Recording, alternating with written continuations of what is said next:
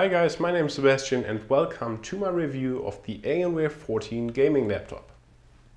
So to begin with, in terms of specs, we'll find an Intel Core i7 4700 processor in this machine, which is a Haswell based quad-core processor from Intel, so we'll get great performance here on this machine with the latest processors from Intel. Besides that, in terms of graphics, we'll find an NVIDIA GeForce GTX 765M with 2GB of GDDR5 memory. So for example, you can play games like Crysis 3 or the new Tomb Raider in high details. In terms of storage, we'll find a 250GB SSD as well as a 750GB hard drive. So this is a great combination between speed from the SSD as well as storage space from the regular hard drive.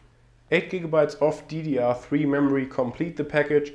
One of the highlights of this machine is definitely the display. This isn't the standard configuration, so this is an optional extra, and this is a full HD IPS display, so delivers great viewing angles as well as great color reproduction. Overall, I have to say that I really like the hardware of this machine. We'll have this soft touch plastic here all around the machine, no flex whatsoever, so really great build quality, and I didn't really see any flaws. The trackpad on this machine is definitely great. It is illuminated, as you see right there, which I never saw on any laptop before, but besides that I never had any issues with the drivers. For example, it was always responsive, and of course you'll have this dedicated mouse buttons right here, which is perfect for gaming. Besides that, we'll find the keyboard right here, and this isn't chiclet style as you'll find it on most laptops these days, but still it's a very nice keyboard, not only for typing but of course also for gaming, and I have to say that I enjoyed it a lot. There isn't really any flex, so this is definitely a highlight. I always hate it when you have flex here on the keyboard. In terms of benchmark, this machine performs very well, not only when it comes to the CPU but also to the graphics card.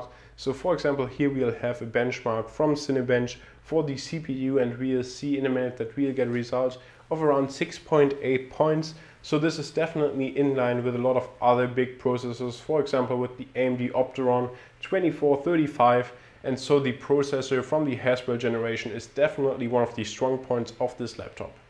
Now when the machine is under load, then you definitely hear the noise from the fans, but you definitely don't have to worry about the machine overheating because there are a lot of fans built in and the cooling overall on this system is excellent. So here we're now testing the graphics card in this Cinebench benchmark, and we'll see in a second that we get a result that's close to 60 frames per second, which is absolutely insane, especially for a laptop. So this is certainly enough performance for most games, as I mentioned before, and especially all games that I played never had any issues in terms of performance. Another highlight of any Alienware machine is of course ANFX. And I have to say I'm a big fan of it. I already was on my Alienware Aurora R3, but here on this machine it's even more extreme. So here in the control center you can, for example, just select the trackpad and then switch the color from yellow to blue, and it switches in an instant, or then even to green. Now you can do the same, for example, here with the Alienware logo, just switch it to, for example, blue or green. And then what's really exciting is that you don't only have one color here for the keyboard, but you can actually divide it into 4 different colors. So for example, you can choose the first portion right here and say, well, I want to have this in red, and then the second portion in blue. And so this is pretty exciting, especially if it's at night, then it really looks amazing. And then you can just switch, for example, to yellow on the right portion of the keyboard. Now usually when you think of gaming laptops, you always think, well, they're heavy and thick and they're just a pain to carry around. Now I actually thought the same, so I'm really glad that especially the 14-inch version of the new Alienware laptops, this isn't the case at all. Of course it's not as thin as, for example, a Retina MacBook Pro from Apple that basically meets the Ultrabook standards.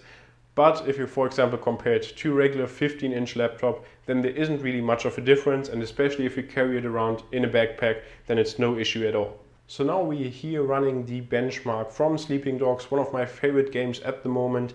And as you see right there, even at full HD resolution and extreme details, there's no stutter or anything like that. The Alienware 14 handled it flawlessly.